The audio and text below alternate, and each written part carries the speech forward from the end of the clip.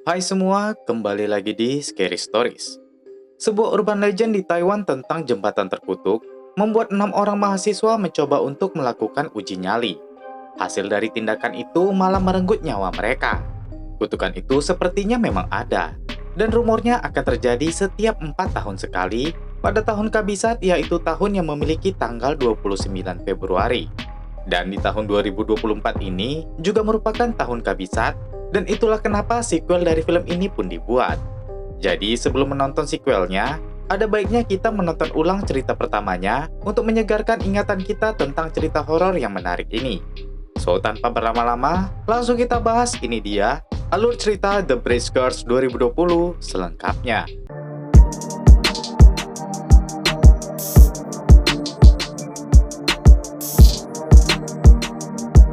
Pada tanggal 28 Februari 2016, menuju jam 12 malam di tahun kabisat yang memiliki tanggal 29 Februari, beberapa mahasiswa dengan kameranya melakukan uji nyali di jembatan hantu wanita. Rumornya kita tak boleh menoleh ke belakang ketika di tangga yang ada di sana. Katanya dulu ada gadis yang mati bunuh diri di jembatan ini. Jembatan itu tak jauh dari Universitas Tungku dan merupakan tempat terlarang. Salah satu teman mereka bernama Wenyo dijadikan subjek uji. Setelah lonceng dibunyikan, dia harus buka kain merah penutup matanya dan mengelilingi danau. Tapi setelah lonceng dibunyikan, Wenyo malah berjalan dan malah menghitung anak tangga di jembatan tersebut, sampai ke anak tangga ke-14. Padahal menghitung anak tangga adalah tindakan terlarang. Tiba-tiba Wenyo hilang dan para temannya menyusul ke anak tangga. Tak sengaja mereka menoleh ke belakang karena kursi yang jatuh. Itu juga adalah tindakan terlarang.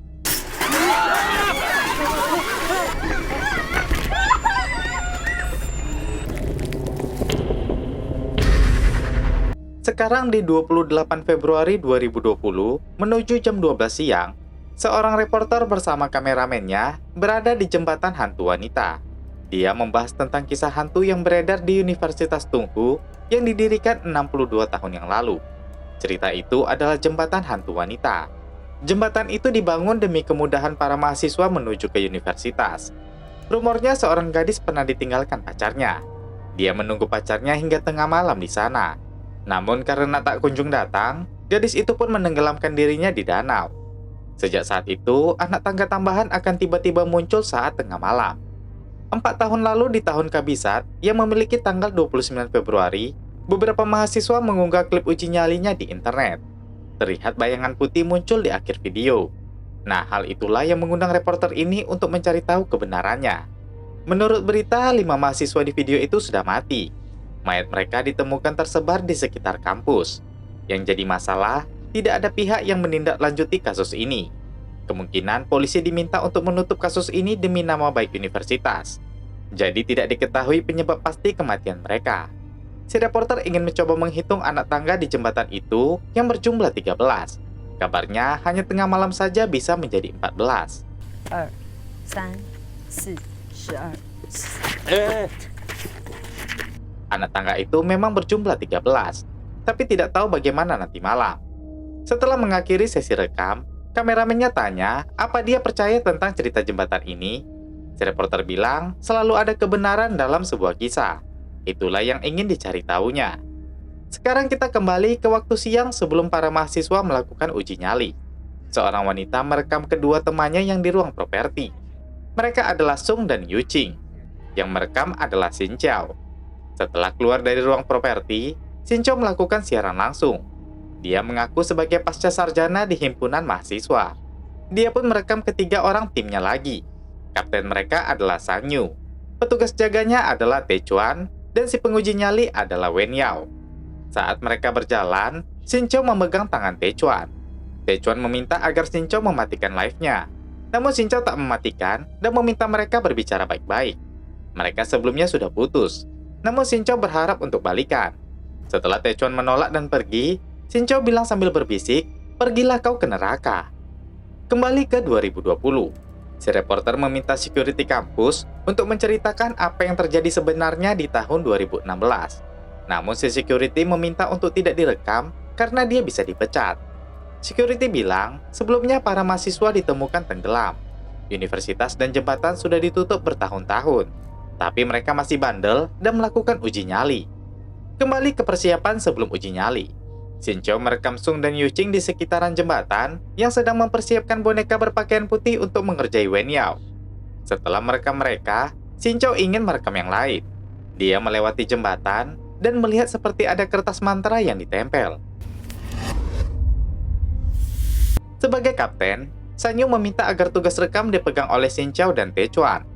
Sedangkan Wen Yao sudah bersiap untuk melakukan uji nyali. Sebenarnya Wen Yao takut melakukannya. Namun karena teman-temannya memaksa, dia pun ikut saja. Sanyu pun menutup mata Wen Yao dengan kain merah.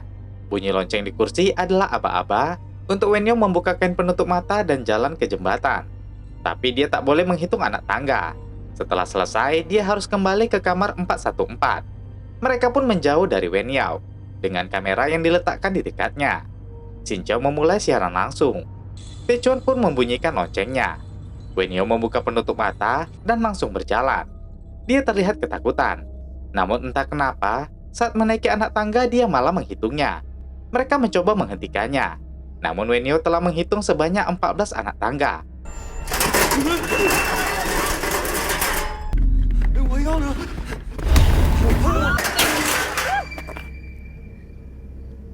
Bunyi kursi membuat mereka menoleh ke belakang saat di atas anak tangga.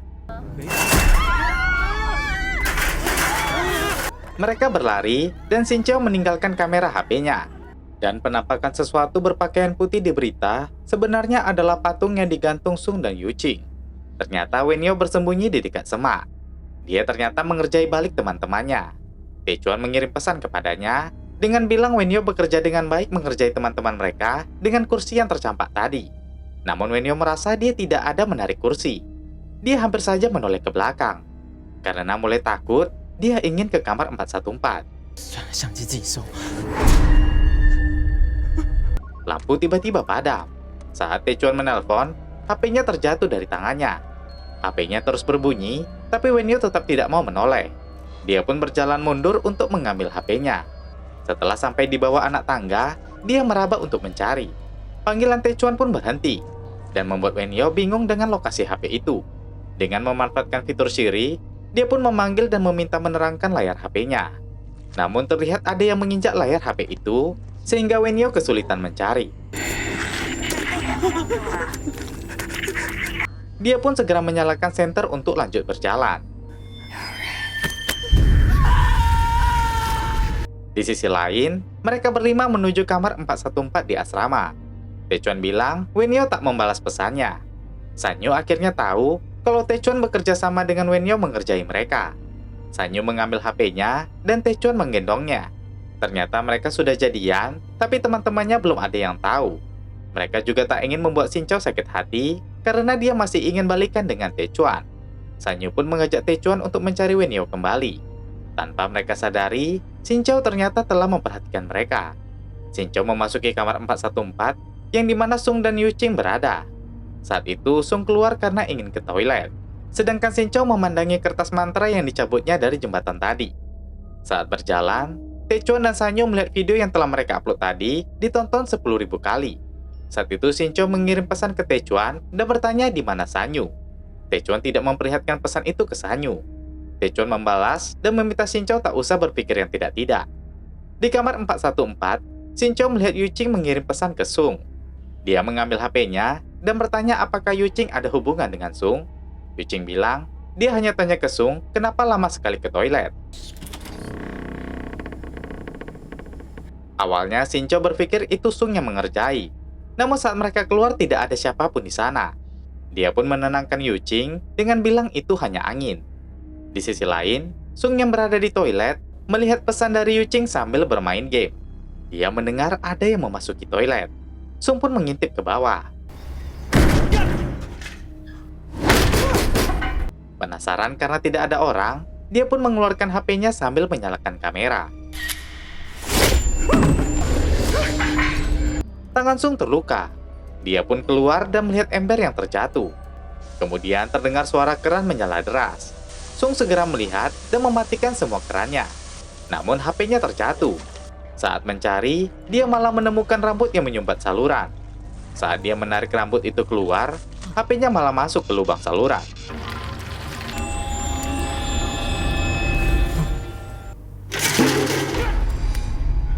Sung kaget siapa yang menggeser ember itu.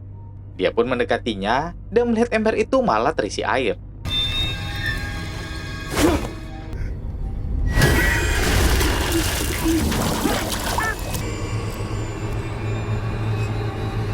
Kembali ke 2020, si reporter bersama kameramennya melihat video seseorang yang merekam Biksu Tao dan bertanya tentang kejadian di tahun 2016.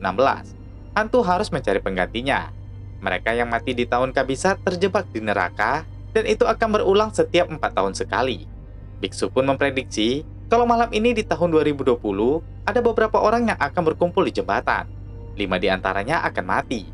Reporter pun sadar kalau di tahun 2016 juga 5 orang yang mati. Dan saat memutar ulang rekaman, mereka melihat sesosok wanita misterius. Kembali ke cerita sebelumnya. Taechuan dan Sanyu sampai di jembatan. Taechuan mengambil kameranya, namun mereka tak menemukan Wenyo di sana. Taechuan sendiri tak percaya dengan rumor hantu di jembatan tersebut, makanya dia dan Wenyo mengerjai balik tim mereka. Sanyu bilang bukan idenya untuk membuat uji nyali di sini. Mereka sama-sama tidak tahu ide siapa yang mengajukan uji nyali di sini. Taechuan pun lanjut menelpon Wenyo. HP-nya berbunyi di sana. Mereka baru sadar kalau Wenyo tak membawa HP-nya dari tadi. Dan kemana dia sebenarnya? Terlihat ada cairan hitam yang melengket di HP itu. Taechuan mengajak Sanyu untuk memeriksa CCTV di kantor keamanan. Sambil membawa HP itu, mereka pun menuju ke sana. Kembali ke 2020. Security tadi mengajak reporter itu masuk ke kantornya. Terlihat kameramennya masih terus merekam. Security bilang, rekaman CCTV lama sudah tidak ada. Yang ada hanya dari tahun 2012 ke atas. Si reporter pun segera melihat berkas di tahun 2016, tepatnya malam tanggal 28 Februari. Dia pun segera memutar CCTV-nya sesaat sebelum mereka melakukan uji nyali. Terlihat ada 5 orang remaja. Saat itu pengirim berkas menelpon dan sudah sampai di depan universitas. Reporter meminta kameramennya untuk mengambilnya di depan. Kembali ke cerita sebelumnya. Taechuan bersama Sanyu sampai di kantor keamanan. Tak ada security di sana. Taechuan ingin memeriksa CCTV-nya dan meminta Sanyu berjaga untuk memastikan tidak ada security yang masuk. Di sisi lain, Yuqing terus menelpon Sung tapi tak diangkat-angkat. Shincho yang ingin pipis mengajak Yuqing menemaninya. Namun Shincho pergi ke toilet wanita di sisi kiri, sedangkan Sung berada di kanan. Yuqing menunggu di luar dan Shincho segera masuk. Di dalam, Shincho mendengar suara dari sebelah dan mengira Yuqing juga masuk ke toilet. Dia menegur, namun tak ada yang menjawab. Shincho pun keluar dan masih berpikir siapa di sebelah. Tiba-tiba Yuqing datang sambil merekam. Shincho tanya, bukannya Yuqing ada di toilet? Yuqing bilang tidak. Shincho terlihat mulai panik dan bilang dia mendengar suara di toilet itu. Yuqing ingin memeriksanya. Dia membuka ruangan itu dan masuk ke dalamnya. Karena kesal, Shincho pergi meninggalkannya. Yuqing melihat tangannya kotor setelah masuk ke ruangan itu. Dia pun segera ingin membersihkannya. Di sisi lain, Sanyu tanya, bagaimana cerita sebenarnya tentang hantu jembatan wanita. Taechuan pun menceritakannya. Pada tahun itu, seorang mahasiswi memutuskan kawin lari dengan pacarnya. Mereka setuju untuk bertemu di jembatan. Gadis itu terus menunggu sambil tengah malam, tapi pacarnya tak kunjung datang. Pada saat itu, seseorang muncul di tangga jembatan dan melambai kepadanya. Si gadis mengira itu pacarnya, dan dia menaiki tangga. Dan hingga anak tangga ke-13, dia dibawa ke hutan dan diperkosa oleh 5 orang. Setelah itu, dia didorong ke danau dan tenggelam. Sejak kejadian itu, setiap tengah malam satu anak tangga tambahan akan muncul. Dan setelah menaikinya, tak boleh menoleh ke belakang karena hantu akan hadir. Setelah bercerita, mereka bercanda. Sanyu tak sengaja melihat seperti ada orang di CCTV. Namun Taechuan tak melihatnya. Taechuan bilang dia tidak melihat siapa-siapa. Dia berpikir mungkin yang dilihat Sanyu adalah Wen Yao. Dia pun mengajak Sanyu ke ruang properti. Di toilet, Yuqing masih membersihkan kotoran yang sulit dibersihkan dari tangannya. Saat dia akan pergi, terdengar Sung meminta tolong kepadanya. Dia pun menoleh ke belakang dan melihat Sung. Dia pun kaget melihat keadaan Sung.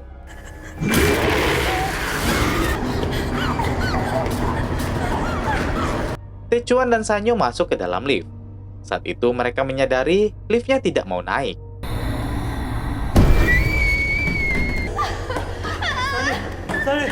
Anehnya Techuan tak menyadari apa yang dilihat Sanyo. Mereka pun segera mencari Wen Yao. Kembali ke 2020. Reporter dan kameramennya memasuki kamar 414, di mana sebelumnya para penguji berkumpul setelah melakukan uji nyali. Namun, reporter tak tahan dengan bau yang ada di ruangan itu dan segera keluar. Dia masuk ke ruangan di depannya. Kembali ke cerita sebelumnya. Shincho masuk ke ruangan 414. Namun dia melihat pintu ruangan 416 di depannya terbuka. Dia yang mengira itu Yu Qing segera masuk ke ruangan itu.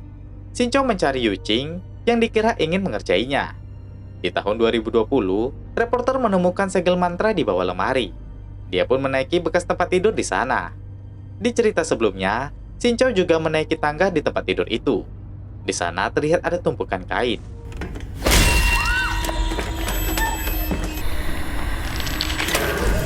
Shincho bersembunyi di kain itu. Saat dia membuka, terlihat cairan hitam dan lengket jatuh dari atas. Shincho terkurung di ruangan itu.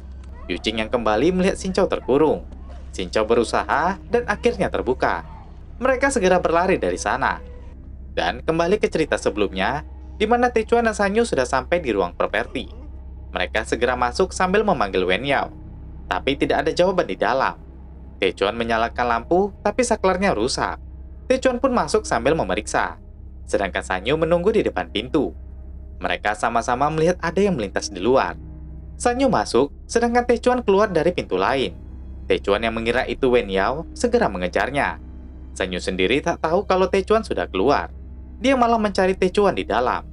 Dia melihat ada sesuatu yang bergerak di tumpukan properti.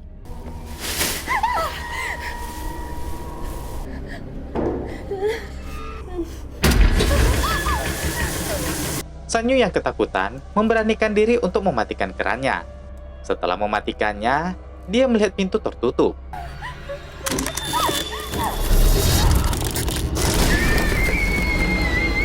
Sanyo semakin panik, ditambah ada kepala patung yang menatapnya. Dia pun berlari dan terjatuh.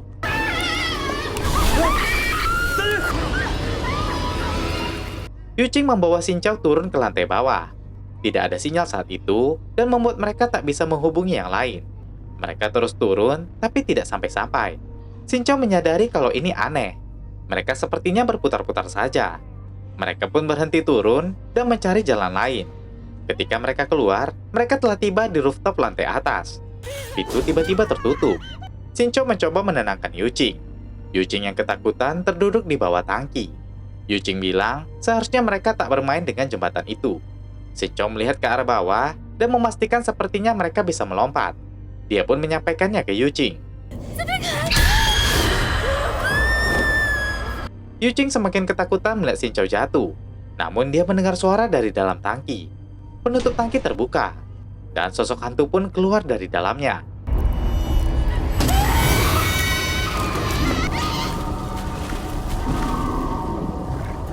Kembali ke tahun 2020.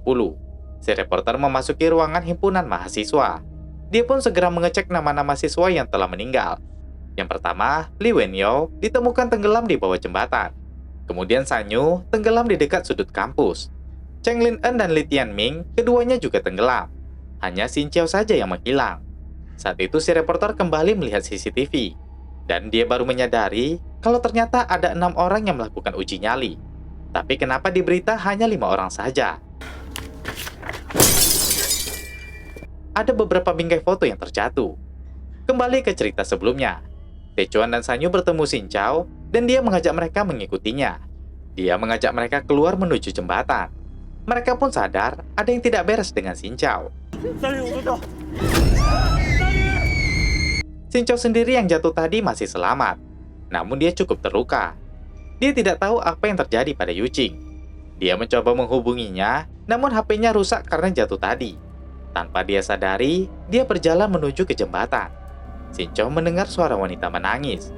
Saat dia menoleh, itu ternyata Yu Qing. Dia menegurnya, dan Yu Qing pun terdiam. Dia pun melirik ke arah Shincho dan bertanya kenapa Shincho tak melindunginya. Tiba-tiba suara Yu Qing menjadi aneh. Shin-Chow meminta maaf sambil ketakutan.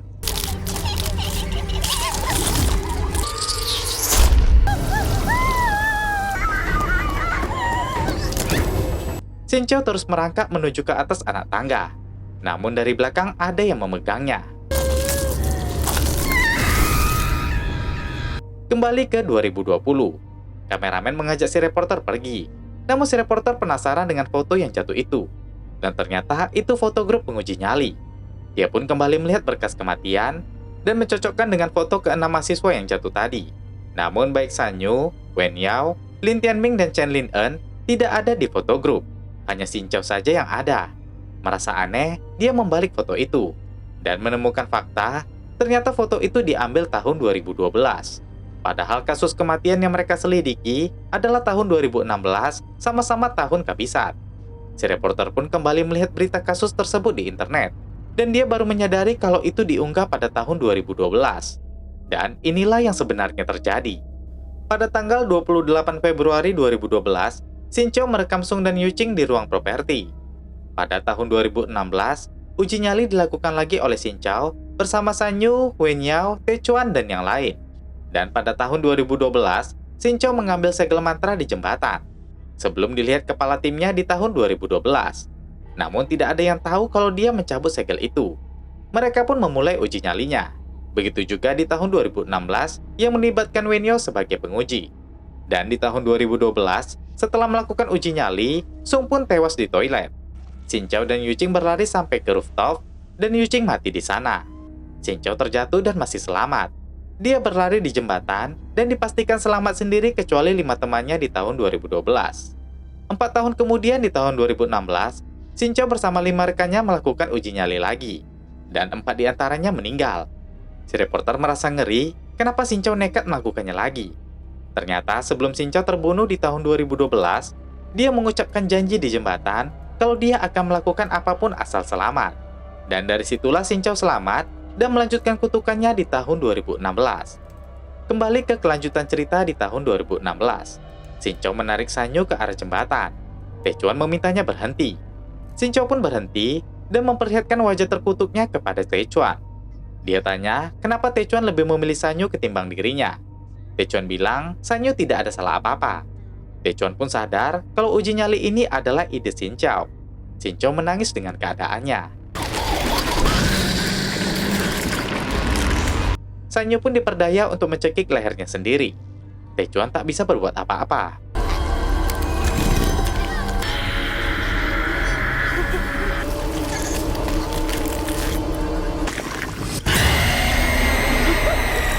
Taechuan segera berlari dari jembatan itu sambil meminta maaf kepada Sanyu.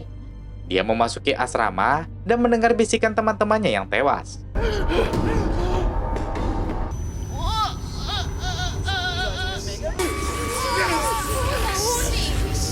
Dia pun lanjut berlari.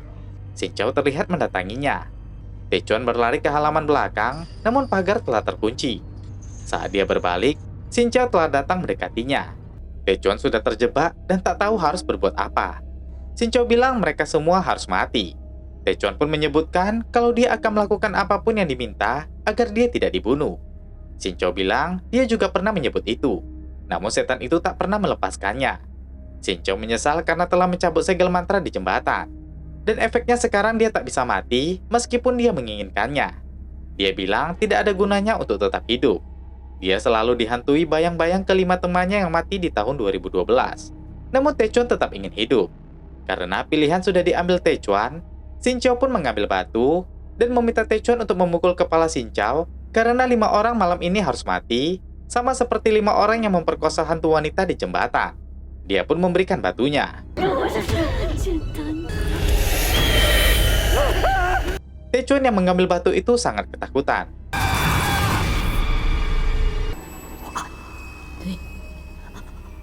Kembali ke tahun 2020, si reporter masih mencari foto grup di tahun 2016 agar menemukan satu orang yang tidak diketahui. Dia bertanya ke kameramennya, apakah dia mendapat foto grup 2016 di dinding, namun si kameramen tak menemukannya. Si reporter tanya, kapan sebenarnya rumor jembatan dimulai? Kameramen bilang, mungkin lebih dari 30 tahun yang lalu. Saat itu, HP si kameramen berbunyi. Setelah selesai mengangkat, Dia mengabarkan kalau orang-orang untuk reka ulang kejadian 2016 sudah tiba. Dia ingin ke jembatan menemui mereka karena sekarang menuju tengah malam. Sebelum pergi, si kameramen bilang reka adegan sengaja dibuat tengah malam agar mirip seperti kejadian di tahun 2016. Reporter merasa aneh dengan kata-katanya. Dia lanjut mencari tahu dan menemukan artikel tentang penemuan mayat mahasiswa di bawah jembatan pada tanggal 29 Februari 1969. Itu artinya, setiap 4 tahun sekali semenjak 1969 itu, ada saja kejadian penemuan mayat di tanggal 29 Februari. Dan itu artinya, hari ini yang merupakan tanggal 29 Februari 2020, maka 5 korban juga bakal terjadi di jembatan. Si reporter segera mengambil HP-nya untuk menghubungi si kameramen. Saat itu, si reporter menemukan foto tim tahun 2016, namun hanya ada 5 orang. Dan dari cermin, dia melihat orang yang memfoto mereka adalah orang ke-6, yaitu Taechuan. Si kameramen ternyata adalah Taechuan, guys.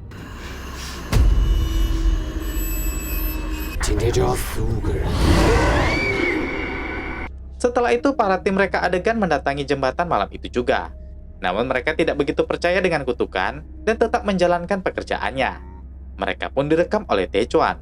Saat waktu tiba, Taechuan meminta mereka menaiki anak tangga sambil menghitungnya. Lalu setelah itu, menolehlah ke belakang. Mereka menaiki anak tangga sambil menghitung. Dan mereka pun menyadari kalau mereka menghitung sampai di anak tangga ke-14. Setelah itu, Taechuan kembali menjumpai si reporter yang telah disekapnya. Dia meminta bantuannya untuk mengakhiri siklus ini. Nah, itu tadi alur cerita The Bridge Curse 2020 selengkapnya. Film ini sendiri akan dibuat sequelnya di tahun 2024 ini. Dan 2024 merupakan tahun kabisat yang memiliki tanggal 29 Februari. Bagaimana kelanjutan cerita yang memiliki banyak plot twist mengerikan ini? Wajib kamu tonton ya. Dan akan kita coba bahas juga nantinya. Berikutnya masih banyak film horor yang akan kita bahas. Jadi jangan lupa subscribe kedua channel kita, Black Stories dan Scary Stories. Oke, terakhir saya Jiwa. Terima kasih sudah menonton dan sampai jumpa di video berikutnya.